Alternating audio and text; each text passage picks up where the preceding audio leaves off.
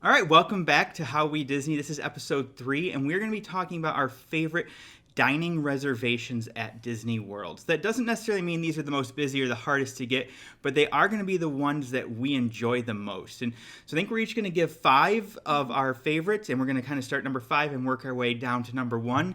As usual, we haven't talked about what our 5 rankings are going to be, so I'm not sure if there's going to be overlap or not, but with that, Sarah, do you want to kind of talk about what we're going to do? Sure. So I guess the main thing to just make sure kind of the guidelines that we set for when we were making our list is these have to be dining reservations, so ones that you can make a reservation for. So we're ruling out automatically like quick service. We also didn't do any type of bar lounges, which most of those don't have reservations tied to them anyways. And we also didn't do any type of like dessert party scenario. So even though you do need reservations for those, we put those in their own category. So they're your traditional kind of dining reservation process. So want to start with number 5 and then work our way to number 1? Sure. All right. Do you want to go first or want me to? You go first. All right.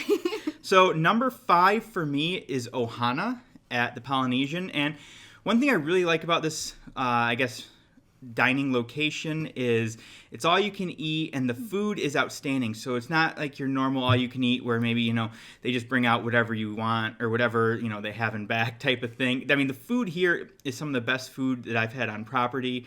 The location of this is amazing. So if you're in the Magic Kingdom, it's easy to get to with the monorail. You have the Ticket and Transportation Center where you can walk from if you're coming from somewhere else. The location within the Polynesian is amazing too because they have the Tambu Lounge right there. So if you're waiting for your dining reservation to get called, you can grab a drink easy. And then you also have this amazing view of the Magic Kingdom from the restaurant itself. So I find this to be one of, if not the best place to go if you're going with friends and you just want to have a good time because it's casual, but the food's outstanding still. And it's just a really fun environment. What do you think of the place? Yeah, so Ohana did not make my list, but it was very close for my number 5. And my main reason was the bread pudding. So for me, I think many Disney fans are probably in love with it. I have a horrible sweet tooth, so for me, dessert is a big factor. And that bread pudding is so good. I agree, it's a great one where if you're going with a group, but even on date night. So it's a good, like, flexible one. So I do think that having that view of the fireworks if you are there at night is very nice. The bars that are at the Polynesian for ahead of time, again, a very helpful thing. And the convenience factor. I do think that some of the ones that I was considering are a bit harder to get to, and so the fact that that is an easy monorail or boat ride is a good choice. So yeah, for all those reasons, I thought it was very close. Yeah, and I mean, 2 other dishes you talked about, the bread pudding. I really like the chicken wings, and I really like the lo mein as well. So those are 2 things that I always look forward to when I go there. But like I said, the meal overall is great. Just don't fill up on the salad ahead of time, and then you can, eat as much as you want after that. But for me, Ohana was my 5th best reservation in Disney World. And I will say that if you go in hungry, it is a pretty good like bang for your buck. It's expensive. And we prefer it at dinner, so I do know they have breakfast as well. But I would say that if you're going to eat a fair amount of food, it's nice that you get a buffet amount of food without having to deal with like a buffet. Yeah. So absolutely. So that was a close one for me. That I'll say was an honorable mention. But for me, my number 5 was Via Napoli. Okay, so nice. That's is Via Napoli on your list? It is, and it is higher. It is higher. All right. So I don't know if we want to hold off talking. No, talk about it. Okay. So the reason Via Napoli is on my list first off is I love the food, but I also think the convenience factor came into play for me big time. So when I was making this list, a lot of my stuff were not in the park. So for me, this is actually my only one that's in a Disney theme park. Oh, wow. Okay. So spoiler alert a little bit for the ones that are coming. I lied. I have one more. But for me, with the theme park aspect, it is nice. You're just going around the park. You need a break. You can go in. So that the convenience factor and it's awesome pizza. So I will say the pizza is just so good. We went in the first time being like, is it really gonna be that good? And after the first slice, I was like, yes, it is. The pizza's outstanding. It is not theme park food pizza. Yeah. It's thin if you like thin pizza, and the sauce, the dough, everything is just delicious. So a couple other reasons why I actually liked it is unbelievably casual. I mean, you're in Epcot, so wear whatever you want, right? I mean, you don't have to dress up. If you're wearing gym shorts and a t-shirt, great. If you're wearing dress pants and a button-up or button-down shirt because, that's what you're wearing to the park that day, that's fine too. You don't really stick out in any way, no matter what you're wearing.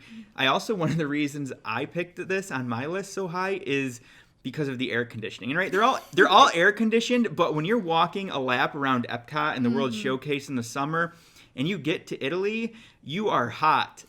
And seems like it's always extra nice to go into Via Napoli, get some air conditioning, relax, and before you continue on around the circle. And I think that, the food there, the pizza is some of the best pizza I've had anywhere. Forget just theme parks. The pizza's outstanding. And it's really fun because you get to see, if you want to look at the, the pizza ovens. They're pretty cool. They're shaped like faces. And it's got an open kitchen that you can check out if you want. It's a really fun environment. I would say that for me, there's almost 3 dining rooms. If you go in, there's one off to the right that's really kind of like down a hallway almost. It's weird. It's kind of like an addition that they just realized how popular it was and added it. Then there's one in the back, which is still part of the main building, but a little bit separated. Those 2 are fine. I mean, I have no problem eating in both of them, but I actually enjoy the main dining area the most. I mean, it is a little more hectic in there, but at the same time, you're in a theme park. It just kind of has a better feel to it, I think. Yeah, for me, I would say one of the dings against Via Napoli is you're not getting the same level of theming stuff as you would maybe in some other restaurants. And so I think that it is a loud space, and so it can get a bit hectic. And so that can, depending on kids and everything else that's going on in there. But I do think the casual aspect does make it nice as well. Like some times you want a very fancy meal, and that's good, but sometimes you just want to like grab pizza with friends. I will say that I think maybe we've only had 1 or 2 of the dishes that aren't pizza, but I definitely would say like go for the pizza. Like, they do have like pastas and stuff, but I would say like the pizza is the main thing that I would recommend. Yeah, you go for the pizza. Yeah, for sure. It's not a versatile, like I would say like, oh, going in, every dish is delicious. It's pizza. Yep. So absolutely. Yeah. But I think that's definitely, that's why it was my number 5, and I'll be curious to see what number it makes for you. All right, want to do your number 4? Number 4 for me is in Disney Springs, and it's Homecoming. I think it's one of the best restaurants on property. Not only does it have awesome food, but the drinks are fantastic down there too. For me, when I go, every time I get some dish that has fried chicken in it, because the fried chicken there is unbelievable. And we're from Nashville, so fried chicken's a big thing here, Nashville hot chicken. And the chicken at Homecoming is just, it's as good as anywhere else I've ever had. You go in and they put it in so many different dishes. You can get it in a salad and be healthy. Yes. You can get fried chicken sandwiches. If you go for the morning, they'll put it in their breakfast items, on biscuits, things like that. So they incorporate their fried chicken, which I think is what they're known for, in just about anything that you want. And it's just an awesome time to go. And I really enjoy the kind of the feel inside. It's more of a modern, I guess, maybe feel. I'm not sure exactly. Yeah. But it's a fun restaurant with great food, great atmosphere, and I think, it's one of my favorites. We go there quite often. Yeah. I'm by no means a like style person, but like country chic. There you go. That's what I don't know if that's what it is or not, but that's like what I would, I guess, classify it as. But so this was another one of my honorable mentions. Yep. It was so close to going on my list. But I agree with everything you said. The drinks are awesome. Sometimes we'll go in. The bar, I believe, is first come, first serve. Yep. But sometimes we'll just eat at the bar if there's a space, especially if it's the 2 of us. It's pretty easy. If you're going with another group, it's obviously very good to get reservations. This one I feel like can be a bit hard to get reservations sometimes. So that's definitely take advantage of that advanced dining. But I would say that the food is so good. I liked the brunch, I think, as much as I like their traditional lunch and dinner. I don't know. I think the brunch is outstanding. The brunch is great, but it's just not as good. That doesn't mean you shouldn't go for brunch, because I think it's one of the best, breakfasts or brunches you can get on property. It's just I like their midday or their lunch and dinner menu so much that it kind of makes their brunch be at a disadvantage. But yeah, so also Sarah mentioned dining reservations for here. We didn't talk about it, but Ohana, you absolutely need one for. That restaurant fills up unbelievably fast. So if you're trying to get into Ohana, just be sure to get that reservation right at the 6-month or 180-day mark, whatever it is. Yeah, and Via Napoli, I'd say it's not as hard to get as Ohana. You can get it. We've gotten it sometimes like week of. We've walked in before. We have. On occasion. It's not common, but we have walked up before and asked. I feel like a few times it's usually like, we don't have any reservations. You check on the app, and then it's like 10 minutes from there, and then it's like, never mind, I got one. I mean, it's also helpful. It's usually we're looking for a table for That's 2. true. We're not looking for a table for 6 or anything like that. So that helps. Yeah, and I would say the other nice thing for me about Homecoming, even though it didn't make my list, is I do love the drinks. So they have some moonshine drinks. So they have a big variety, and pretty much all the drinks we've had there have been very, very good.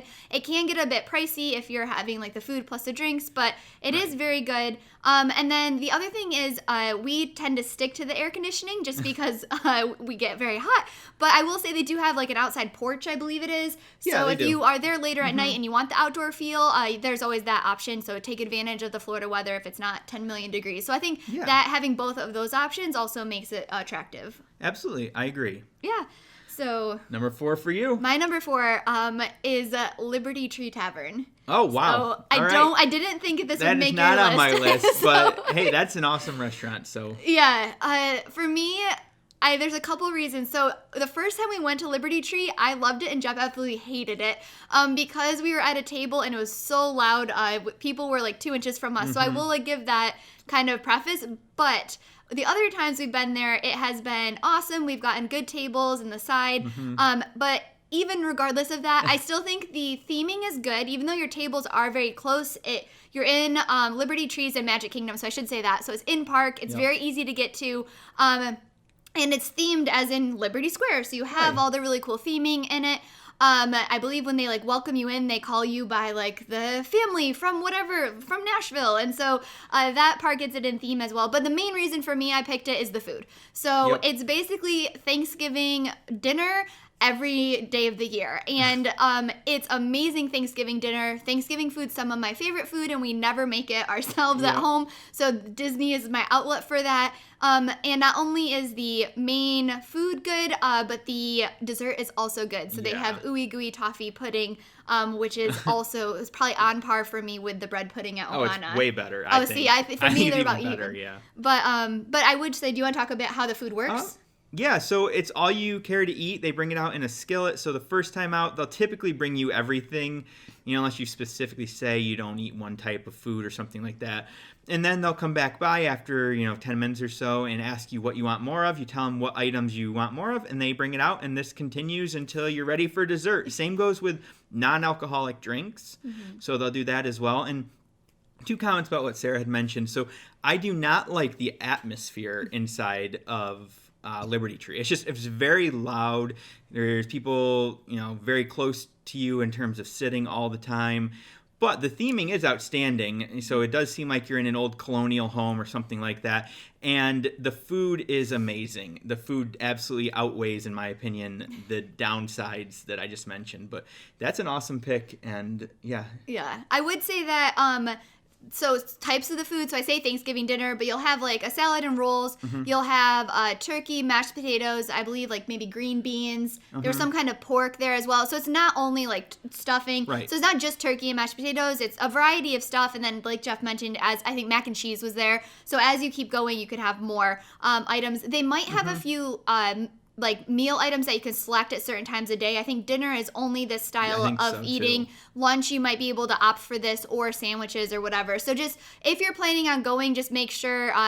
I think dinner starts very early. I think the first time we went, we thought we could also order from the menu, but it was already dinner time. So just be aware of those type of things when you're making your dining reservation. But I feel like this is another one that books up pretty fast. Yeah, I think so. And one other nice thing about this one is, I typically think when you're in a park, you're there to do rides and hang out. So you don't really want to spend hours and hours at a restaurant. Not always, but typically, you want to kind of get in, eat, and go. And because if you go at dinner time, you don't get really a choice of the menu. This is what we're serving, and it's a huge selection, but you don't choose, so they don't have to cook it. They're making it constantly. So I will say you get your food very quickly. And service, once you sit down, it's probably 5 minutes and you have a plate of food, maybe 10 if they're busy. But it is a very quick restaurant. And they don't make you leave or anything. Stay as long as you want to eat. But if you are, in a time crunch or anything like that, you're not going to be spending 2-3 hours there waiting for your meal and having all these different courses. It's a pretty quick restaurant, which I think is a benefit in this case. Yeah, I think that's a great point. Yeah, because some of the sit-down restaurants are very long meals. But yeah, so for those reasons, I think it's a fun restaurant. And the main reason for me is like you're there to eat. And so for that reason, like that was a no-brainer, had to be on my list one. Yep. Yeah. All right, what number are we on? We're on number 3 for me. Okay. So number 3 for me is Via Napoli. So Okay. we've already talked about how awesome this pizza place is in Epcot. So I guess rather than me go to number 2, let's see what you have for number 3. Sure. So my number 3 is Sanaa.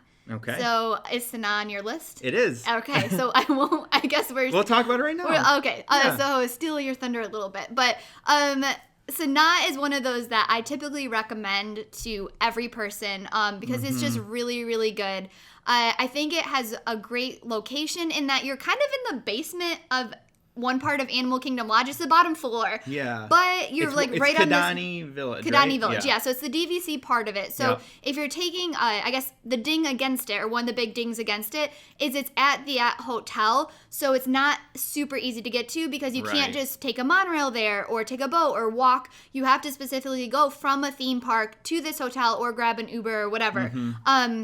So I think getting there takes a lot of time out of your trip. Yeah, so that's the biggest thing I have against it. It's actually, as we just said, it's number 2 for me, and that's the reason it wasn't number 1. Is it is a pain to get to. I mean, you really have to, unlike Liberty Tree, where it's like a quick meal. You have to plan this out, and it's going to be an afternoon because it takes 30 minutes at least to get to Animal Kingdom Lodge, and then you have to get back, and so that's the only negative I have about it. Everything else about this place is great. Yeah.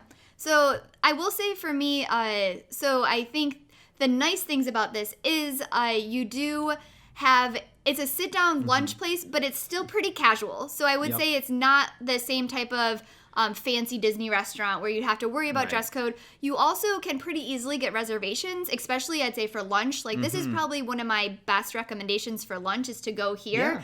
Yeah. Especially on a hot day, right? Yes. You don't want to be usually out in the summer at 2 p.m. anyways, so this is actually a good time to go spend an afternoon getting a meal, I would say. So that's like the ideal time to go, in my opinion. Yeah, no, I completely agree. And then when it comes to food, so the reason it's not like my number 1 is I would say there is standout food items. So the bread service, I'll let you talk about it since it ranked higher for you than it did for me. But the bread service is like the main thing I like. The drinks I'd say are only okay. They're not maybe like homecoming level. I like their drinks probably better. And then the entrees are still good, but to me it's like the bread service. So I'll let you explain it since it was your number 2. Yeah, so for me, the bread service is why you go there. I mean, everything else is great. But the bread service, so they have a bunch of different types of naan-bread. I don't know exactly how many types there are, but there's quite a few. They have, I think, something like a dozen different dipping sauces, and you can kind of pick. You can do an option where you get 1 or 2 breads and 1 or 2 sauces, all the way up to, one of every one of their breads and 1 of every one of their sauces, which is what we'll usually do, and we'll share it. But this is absolutely, in my opinion, the single best menu item in Disney World. I honestly can't think of another item in Disney World, maybe excluding some desserts, but actual food item that I would rather eat than this. And I know a lot of people feel this way. So it is absolutely worth the drive out there to get this bread service and the dipping sauces, and just definitely go all out and get the big one, share it. Sauces, they have spicy ones, they have sweet ones, they have ones that are, like yogurt based. They have just about everything you can think of, honestly. Do you remember any more of the sauces? Some are like big cloves of garlic almost. Yeah. And so there is a huge variety of different like tangy and sweet. I will say that it's fun if you like trying different things. Yeah. And so I'd say Sanaa is maybe not, if you have a picky eater or a couple picky eaters, this probably isn't your place. No, I agree. But if you're up for trying something new, or if you're familiar with like these type of flavors, then you really can't get a better option in Disney World or a lot of places. Yeah, so I want to actually bring up 2 things of why it ranked higher still for me that you didn't talk about. The first one is the bar. It's not the greatest bar to drink at, but you can usually walk in and grab a bar seat or sit in the bar area, and they serve the full menu there. So even if you don't have a dining reservation, just go see if you can hop in that way. And we've had great luck doing that. So we've gone over there and eaten in the bar a handful of times. And the other is the view. So if you are sitting near one of the windows, you actually have a savanna view of, the wild animals that are there at Animal Kingdom Lodge. So that's an awesome view. It's an added benefit that doesn't really have to go with the food or anything like that, but it's a fun place to go, hang out, sit by a window, and, see some animals while you're eating your lunch. Yeah, no, I completely agree with all of that. Yeah. So, yeah, it's definitely high rank on my list, but check out the menu first and do not make sure you get the bread service. Do not go and not get the bread service. You need to try it. It is pretty filling, so sometimes we'll get a bread service and split an entree. Yeah, that's... So just be kind of forewarned of that, depending on how hungry you are, or go all out and get like the bread service and multiple entrees, like whatever kind of suits you. But that's typically what we will do is we'll split a big bread service and then share an entree. Yep. So all right. That was your number 2. So then that was my number 2. So now I guess we'll skip on over to Sarah's number 2. My number 2. I'm pretty sure my number 2 is not on your list. Okay, so, well, that's good. Which, I mean, maybe some people will argue this isn't a dining reservation, but I believe it still is the afternoon tea at Grand Floridian. Okay. Yeah. So it's still a meal. So I didn't put it in the like dessert party category. Yeah, you eat. They serve you food. I mean, you would go there hungry and you would eat food that isn't a dessert and you would leave full. Yeah. So that's why I put it there, and it's not like a show or anything like that. So yeah, I think that is just such a great experience where you go and you're gonna have kind of traditional afternoon tea, and it's in the Grand Floridian, and I think. Arguments like we made before, it's very easy to get to. I think it's a perfect thing if it is hot out. So if it's a summer month, this is an easy one. You could go for Magic Kingdom, cool down, relax, have some hot tea. But I will say that you can get champagne too if you want. You can. Yeah, so that's a good point. There's different like tiers you can pick from. The original tier or like the entry level option, which will come with I believe scones and little like sandwiches, and then you'll have your dessert item. And so this one is still pretty affordable. So when we talk about some of these dining reservations, some can get pretty expensive. This one I would say is going to be a more leisurely meal, but it's still going to be somewhat reasonably priced. Even the fact that it's in the Grand Floridian and all of that. You didn't think you'd like it the first time you went. No, I mean, I'm not a huge tea drinker, and definitely going for afternoon tea isn't something that's usually high on my list, but the food was outstanding. The tea is good. I mean, there's so many different choices. Even if you're not a tea drinker, like I'm not, you can find one that you enjoy. And I have to say, I was pleasantly surprised with this. I've done it more than once now with Sarah, and it's a great afternoon kind of get out of the parks, do something different that's unique that you really wouldn't do anywhere else. So I mean, it's not going to make my top 5, but it's a great option for a place to eat, especially if you want something beyond just, going out for a meal at a restaurant. This is a lot of fun. And, they cater to dietary needs, even though you don't get to like pick your different individual sandwiches. I know that we've gone with people who have dietary restrictions and they've accommodated those. There's an actual chef there, so the chef has come out and talked to us about these things, and the food is surprisingly good for what I would say is not designed maybe to be a meal, but I mean, you get filled up with sandwiches and scones and everything else, and yeah, I'd go back. I like it. Yeah, I would say you definitely don't leave hungry. So even though it's called afternoon tea, it may not seem like much. It is like a fair amount of food. Yeah. And I completely agree with the dietary aspect. So I think Disney itself is very good with catering to any dietary restrictions, but this was one case where I feel like they went above and beyond. So it really was where the chef came out and was like, okay, you can't have this type of food, so that's going to impact these items. What if I do this instead? And so it was just such a personalized approach that I really appreciated that effort for like the guests that we were with. And so for me, it's maybe not like the best food. So whereas I think the bread service in Sanaa, yes, is amazing, this food is still all very good, but this is more, it ranks so high for me because of the experience. And again, you've been, I'd say at least like 3 times?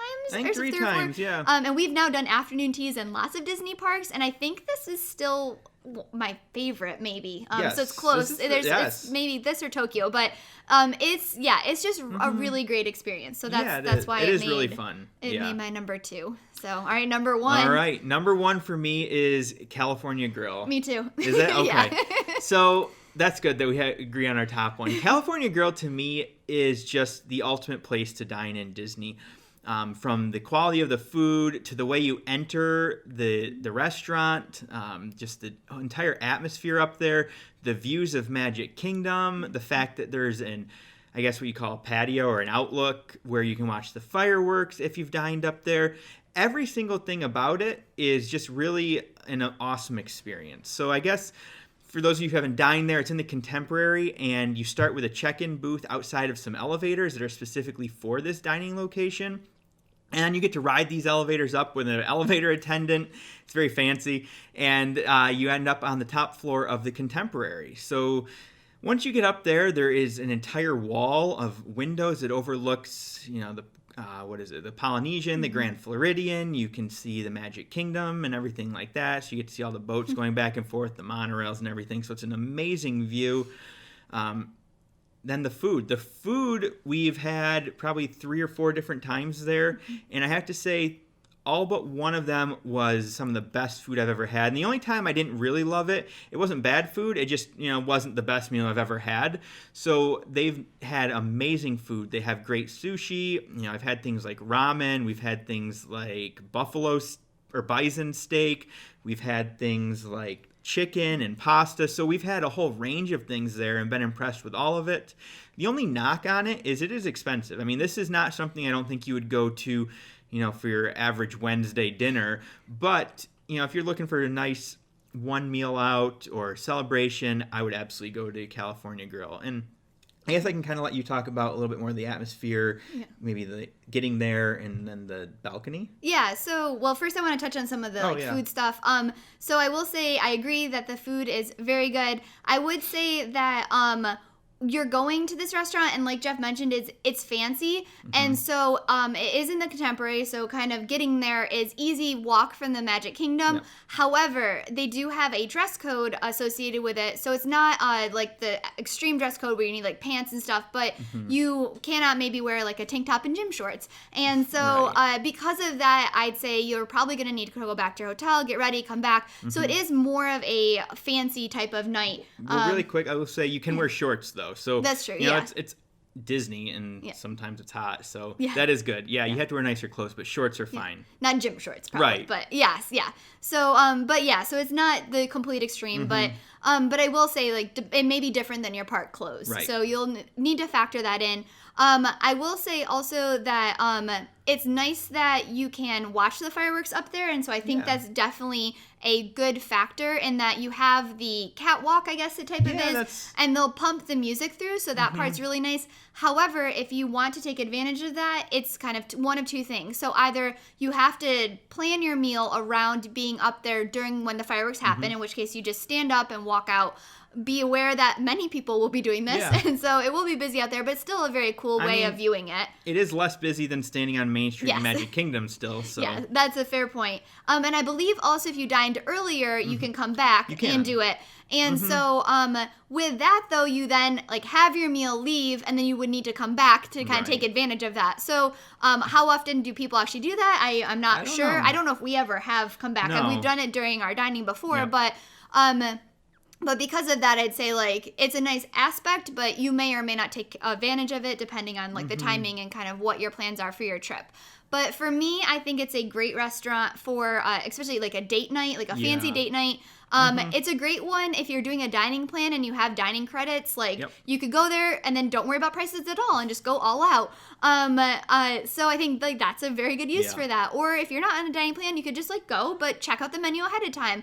But for me, I think everything I've had everything from vegetarian entrees. Like, I've got, I think, butternut squash one time as an entree, to, like, the desserts. They're all been very good. And so for me, it's a combination of the food. Across all these restaurants, the service is very good. So Disney is just very good with their service. And then going above and beyond the food, though, is the atmosphere. So, like, just having that view of everything is very, very nice. And I would say a vast majority of the seats in there are positioned in a way, or the tables, that at least, half of your table would have a view out the window.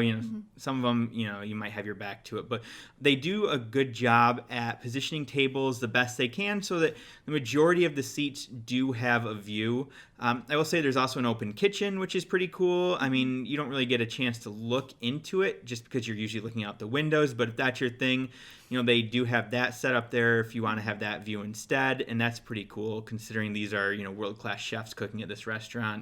And overall, I think it's just it's a really fun place for a fancy or a celebratory dinner or even a lunch. And now they even do brunch there. We haven't done it yet, but I've heard awesome things about that, and that's something we're looking forward to trying here, once we get back down there and have some time at brunch. Yeah.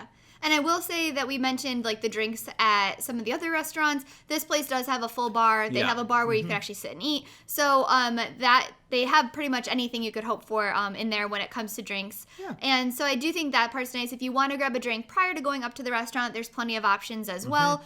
And so I think all of those aspects are very nice. I would say like for other drink options before you go up would be like within the Contemporary Hotel, not up there. But yeah, for me, it's just kind of the fanciness of it won out, I guess, the experience of having that. I will say the last thing is just we have eaten in the back before and we still had a great time, so it can happen like Jeff mentioned with the view, and if the sun is setting it can get very bright, so they will drop down blinds, so just be aware it can happen. They will get lifted back up once it goes down, but if you walk in and you're like, what's happening, don't panic. They will open back up once that sun's stopped blinding people. But yeah, I think it's a great one. Any other comments on California Grill?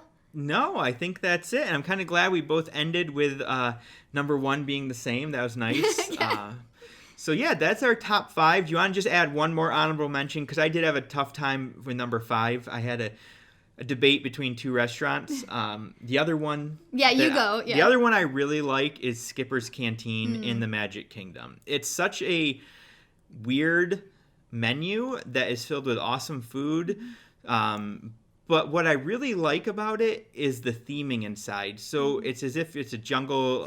Skippers are there, and there's all these nods to the Jungle Cruise and the SEA, or Society of Adventures and Explorers, or Explorers and Adventures. So inside is really, I think, just the Imagineers continuing to tell the story of the Jungle Cruise and all of that. And I really think they were just given free reign. So when you walk in, ask a cast member for a tour, have them show you the bookshelf and all the, I guess, artifacts or all the props that they've gotten there. And it's an awesome experience to eat in Skipper's Canteen. I know this is not really one that people think about because you can always get a dining reservation. I mean, it is not hard to get one there. So I just have to imagine that people just, I don't know, for whatever reason, don't go there as often as I think they should, because it is a great restaurant.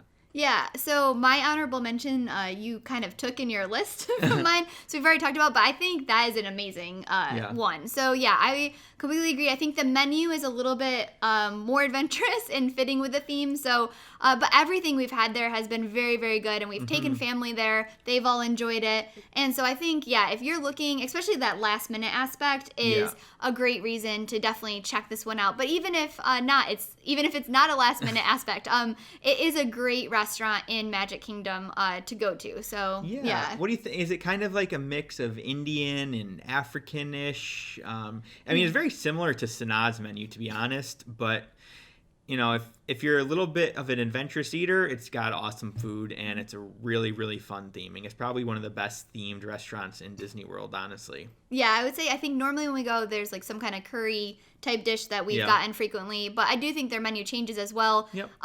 They might be the ones that had a full fish. Don't quote me on Tiffin's. that. Oh, okay. Yes. Yeah. So, but yeah, I think that's just the theming in that is definitely the main reason. It's just so good. But yeah, I think that's a great honorable mention. Awesome. Yeah. Well, guys, thank you so much for hanging out with us and listening to our top 5 dining reservations in Disney. We hope you tune in next time when, I don't know what we're going to talk about. Do you yet? We'll decide before next episode. But thanks, guys. See ya.